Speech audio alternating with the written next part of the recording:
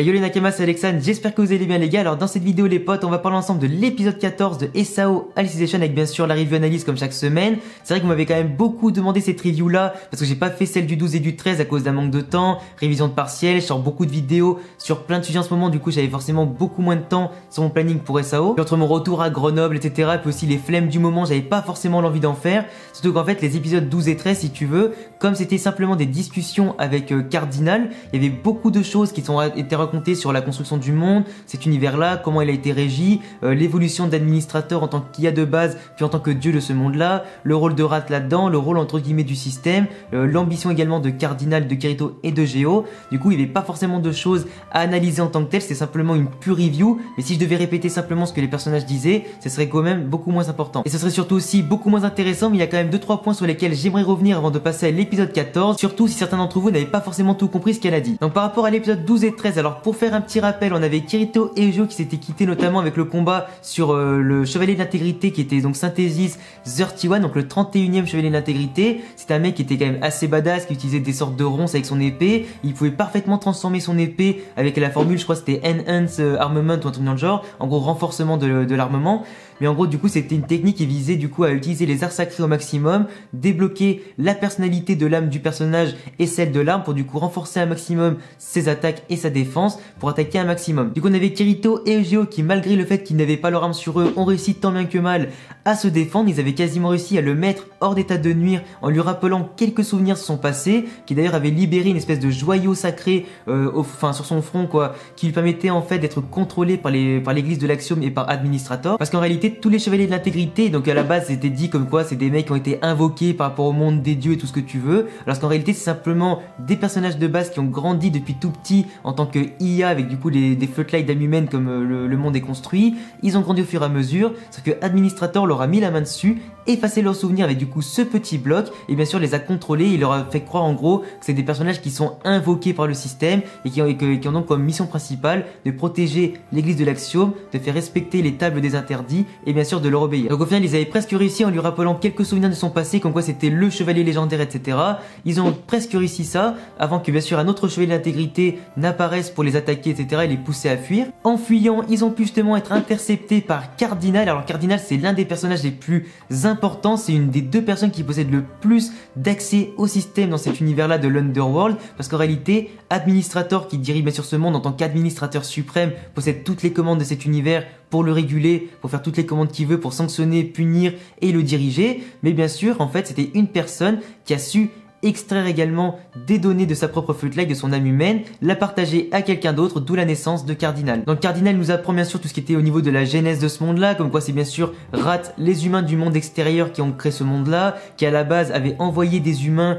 pour diriger des IA qui possédaient des âmes humaines pour les faire grandir, pour ensuite la population finisse par se multiplier, créer des villages, créer des villes, créer en réalité un véritable système qui pourra ensuite servir à être analysé par Rat pour créer des IA on va dire un peu plus puissantes pour diriger on va dire les futurs robots et tout ça. Elle nous apprend donc qu'en réalité Rat a simplement créé cet univers là pour développer les IA avec les floodlights humaines comme on l'avait appris au début, sauf qu'en réalité Rat n'a jamais développé le système, ils n'ont jamais justement créé les tables des interdits, pas créé l'église de l'Axiome, c'est pas eux qui ont créé Administrator, c'est pas eux qui ont créé en réalité les véritables règles de ce système là. Tout a été autorégulé en réalité par une seule personne qui était en réalité Administrator. Et en fait Administrator c'est une IA de base inhumaine comme les autres, enfin du moins dans cet univers là, du coup une IA humaine qui a grandi au fur et à mesure, qui a compris directement par son intelligence comment fonctionnait ce monde là par rapport à ses caractéristiques. Elle pouvait ouvrir son système comme elle le voulait, elle pouvait voir son niveau, voir ses compétences et tout ça. Elle a parfaitement compris comment augmenter son niveau, ses caractéristiques et ses compétences en tuant des animaux, en tuant des humains,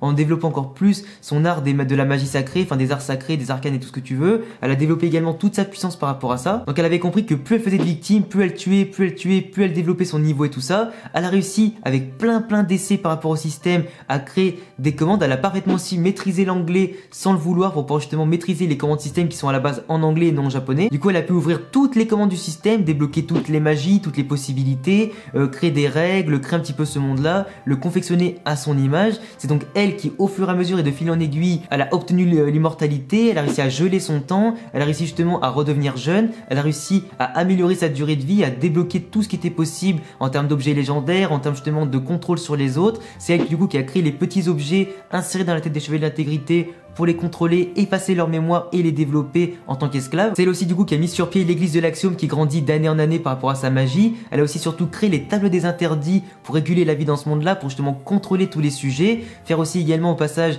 des petites expériences au cas où s'il y en avait quelques-uns qui franchissaient les limites, tout comme Alice qui était allée du coup dans le monde des ténèbres, ou encore Eugeo qui avait détruit le bras d'Humber ou de Raios. Du coup on voit bien que c'est un personnage qui à la base est une IA avec bien sûr une âme humaine, du coup forcément c'est pas quelqu'un qui est régi par le système, comme forcément elle n'avait aucune limite à ce moment-là, c'est elle qui a imposé des limites au système pour réguler les autres humains, pour ne pas qu'il y ait quelqu'un d'autre qui découvre tous les secrets de ce monde-là tout comme elle. Sauf qu'au bout d'un moment, une IA c'est quand même aussi tout comme un humain, c'est quelqu'un aussi qui possède une capacité avec des données, forcément t'as les oublis, t'as tout ce qui est la mémoire et tout ça. Elle a décidé donc pour se décharger un petit peu et pour éviter de saturer sa propre mémoire, de donner un petit peu de sa partie de l'âme humaine et de la flûte light à Cardinal justement qui est donc la deuxième personne avec le plus d'accès. Elle lui a fait moitié-moitié pour que les deux aient autant d'accès, ce qu'elle pensait en faire son esclave et son jouet, mais finalement Cardinal s'est rebellé et l'a affronté. Au final il y a eu un combat limite à mort, sauf que Cardinal avec son manque d'accès par rapport au système, par rapport à Administrator, même si elles ont le même niveau de combat, elle a quand même dû fuir, créer un univers dans lequel Administrator ne peut absolument pas mettre les pieds, là où Cardinal sera indétectable pour mener à bien une stratégie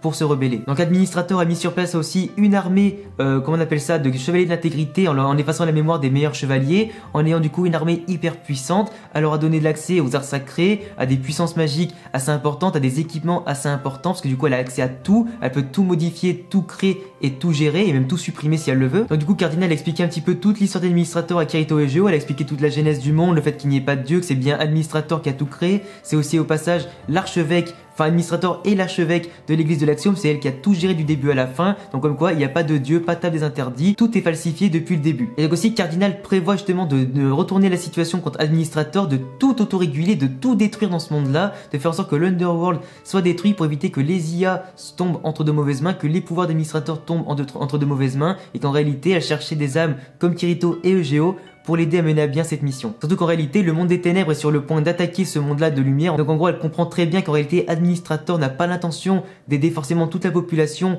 ni d'empêcher le monde des ténèbres d'envahir ce monde-là. Du moins, elle n'a pas forcément peut-être la puissance ni la capacité, vu la puissance adverse qui va tomber. Et du coup, c'est pour ça que Cardinal souhaite, avant l'invasion du monde des ténèbres, tout détruire dans ce monde-là, ou du moins tout l'effacer pour éviter que la population tombe entre de mauvaises mains et sombre du coup dans la folie. Donc voilà, c'était en gros un résumé des épisodes 12 et 13. Je devais faire court à la base, mais en fait, c'est tellement prenant, c'est tellement bien que du coup je suis obligé du coup de détailler tout ça et vraiment d'en parler à cœur ouvert pour vraiment tout vous expliquer de A à Z. Et par rapport à l'épisode 14 qui sera beaucoup plus court à résumer, du coup on tombe directement avec Kirito et Geo qui sont apparus par rapport à Cardinal directement au bon étage pour récupérer leurs armes. Donc on les voit récupérer l'épée à la rose bleue, l'épée de Kirito, voir un petit peu tous les équipements, voir un petit peu toutes les armes qu'il y a. On voit tout de suite en réalité que l'église de l'Axiome ne cherche pas forcément à créer une armée avec toutes les armes, mais simplement à contrôler les armes et à empêcher le peuple de s'armer pour éviter que le peuple ne se rebelle un jour s'il comprend un petit peu comment fonctionne le système et tout ça. Ensuite, pas de bol, et comme on l'avait deviné, forcément comme il y a énormément d'étages pour Kirito et Eugeo à franchir avant de retrouver Alice et Administrator,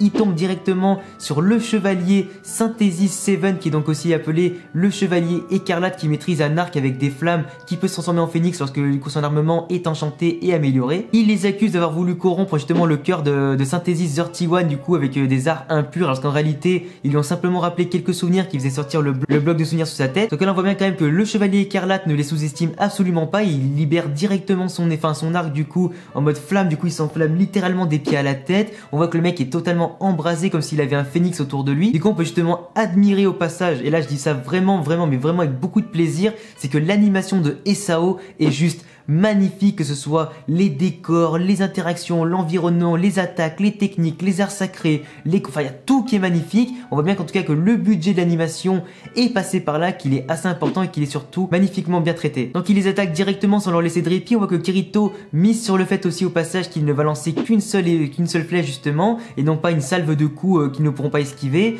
Il lance au final le mec sa grosse flèche de feu qui fait des grosses traînées de fou, une grosse déflagration et du coup une espèce de gros phénix au bout. Kirito lance du coup la magie de glace pour essayer un petit peu de faire des sortes de murs de glace qui vont parer ce coup-là. Ça arrive quasiment jusqu'au dernier rempart de glace qui finira ensuite par projeter Kirito sur le mur. Eugeo en profite pour lancer toutes les attaques qu'il a, il repense un petit peu à tous les souvenirs qu'il peut mettre dans son épée, toute la bonne volonté qu'il peut mettre dedans et quelle image il peut instaurer dedans pour améliorer sa puissance. il pense à Alice, il pense au fait de la sauver, il pense au fait qu'elle a été enlevée avant par un chevalier qui était un petit peu comme celui-ci, il met toute sa puissance dedans, il balance une technique à 2 coups qui du coup tranche le chevalier de l'intégrité. En plus on voit carrément que l'épée de Eugeo est bien en réalité une arme légendaire qui avait été construite et mise au sommet des massifs lointains, donc qui a donc subi tout le plus grand froid du monde, toutes les tempêtes et tout ce que tu veux. C'est une arme qui de base est extrêmement renforcée, qui est extrêmement puissante, du coup il a pu libérer son potentiel sans la technique Enhanced Armament qui sortira bien plus tard à mon avis, comme il l'a dit du coup à la fin de l'épisode. On voit en tout cas que tout le chevalier de l'intégrité, toutes les flammes, tout prend froid, tout est gelé,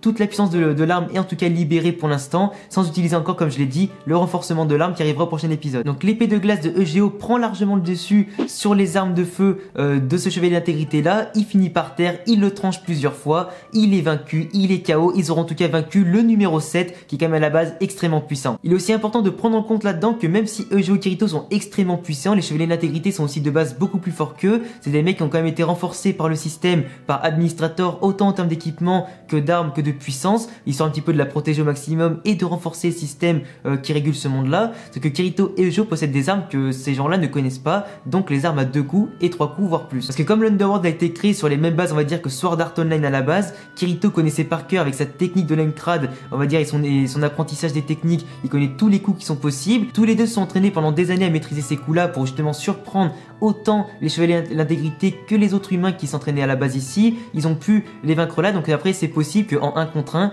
Kirito et Eugeo ont en réalité l'avantage. Sauf par contre dans le domaine des arts sacrés dans lequel ils ont quand même beaucoup de retard, ils ont beaucoup moins d'expérience et beaucoup moins de compétences, mais à l'épée ils sont quand même beaucoup plus forts qu'eux. En attendant on voit que ce chevalier de l'intégrité là va leur donner pas mal d'informations, comme quoi au 50e étage il va y avoir beaucoup de chevaliers de l'intégrité qui les attendent de pied ferme, qui vont vouloir leur botter le cul dès qu'ils vont arriver, non pas pour les enfermer mais bien pour les tuer cette fois-ci. Sauf qu'en réalité ce chevalier de l'intégrité là, comme il vient d'être vaincu à la loyale, il s'excuse d'ailleurs de les avoir traités de mecs déloyaux, d'avoir utilisé des armes impures contre le chevalier 31. Là du coup il s'excuse, il reconnaît leur valeur, il leur demande leur nom, leur technique, comment elle est constituée, etc. Il en apprend beaucoup, il leur dit qu'il a beaucoup voyagé dans ce monde là mais qu'il finalement il ne connaissait pas tout et qu'il est donc heureux de les avoir affrontés. Et comme il sait très bien qu'il va y avoir une humiliation par rapport à lui, que ses souvenirs vont encore plus être effacés, qu'il risque même de disparaître, d'être déshonoré par Administrator pour son échec, il leur demande du moins de l'achever. Et après avoir balancé son nom, on voit quand même que Eugeo se rappelle qu'en réalité c'était lui qui avait à l'époque enlevé Alice au village de Rulix, c'est lui qui avait justement privé Eugeo de sa grande amie Alice. Donc il se met à s'énerver, il a envie en tout cas de l'achever, de lui mettre un grand coup, de lui dire entre guillemets que ces valeurs qu'il est en train de parler là actuellement, ça n'a rien à voir du coup avec les valeurs qu'il avait avant, que du coup il mériterait pas de vivre et du moins d'avoir ces valeurs là et ces mots là. Donc Kirito lui explique en le retenant que ça ne sert à rien de se battre, celui-ci a capitulé, il les laisse partir, il les laisse en tout cas, il sait qu'il a perdu, il ne les poursuivra plus, du coup ça sert à rien d'affronter un ennemi vaincu. Donc là forcément comme ils ne connaissent pas beaucoup de souvenirs par rapport à lui, ils n'arrivent pas en tout cas à lui faire sortir l'espèce de noyau de mémoire qu'il y a par rapport à Administrator, ils ne connaissent rien sur lui qui soit assez intime pour justement lui faire revenir sa mémoire en tout cas, et du coup l'aider à aller mieux et revenir comme il était avant. Et donc à la fin de l'épisode on voit Kirito et Eugeo qui prennent vite fait une petite pause, ils mettent au point leur stratégie, comme quoi tous les deux vont utiliser l'amélioration de l'enchantement de l'arme pour justement les aider à balancer une grosse technique. Alors autant Kirito a une grosse technique offensive apparemment, autant Eugeo c'est plus à mon avis dans le rôle de soutien et dans la défense plutôt que dans l'offensive comme il lui explique. Donc Kirito en lisant justement la formule de Eugeo, comme c'est à la base des trucs et des mots faits en anglais, il peut parfaitement comprendre qu'est-ce que cela peut faire même s'il n'a pas forcément l'idée de l'imagination d'Eugeo par rapport à la technique. Et là à la fin de l'épisode on voit deux petites filles qui se tiennent en haut de l'escalier juste devant eux, ils se demandent de qui il s'agit, ils se demandent mais qu'est-ce que sont ces filles là, qu'est-ce qu'ils vont nous faire, ou justement est-ce que c'est des ennemis ou pas, et on voit justement clairement qu'elles ont des épées, donc attention les amis, ne pensez pas qu'il s'agit de futurs alliés ou je ne sais quoi, il s'agit bien de deux jeunes filles qui sont aussi des chevaliers de l'intégrité. Donc voilà les gars, c'est tout pour cette vidéo review analyse des épisodes entre guillemets 12, 13 et 14 de SAO Alicization. J'essaie de développer un maximum ce qui s'était passé avant comme je l'avais pas fait en vidéo, comme ça au moins j'ai pu tout vous expliquer de A à Z pour expliquer un peu mieux à ceux qui n'avaient pas compris. L'épisode 14 était beaucoup plus court à résumer, mais en tout cas c'est hyper épique ce qui va se passer. On est vraiment dans l'arc ultime au niveau de l'animation, de la hype et tout ce que tu veux, des choses épiques et au niveau intense pour SAO Alicization. Mais n'oubliez pas qu'on en a encore pour au moins 30 à 40 épisodes de cette pépite, voire un peu plus, parce qu'en fait il y a plus de 4 light novels de 500 pages chacun qui ont été été faits. Là je crois on en est à peine au deuxième, même pas, on n'est même pas à la moitié du deuxième. Donc il y a encore pas mal de chemin à faire, il y a encore beaucoup de choses à découvrir dans ce monde là, et encore pas mal de choses épiques qui nous attendent. Donc si toi aussi tu kiffes SAO Alicization, bien évidemment, si tu kiffes SAO tout court, les mangas, les animés, les jeux vidéo et tout ce que je propose en général sur ma chaîne et tout mon contenu, abonne-toi à la chaîne, laisse-moi ton avis en commentaire, laisse-moi un pouce bleu, active la cloche pour recevoir toutes les notifs, t'as tous mes réseaux en description pour me rejoindre, et à bientôt pour une prochaine vidéo, ciao.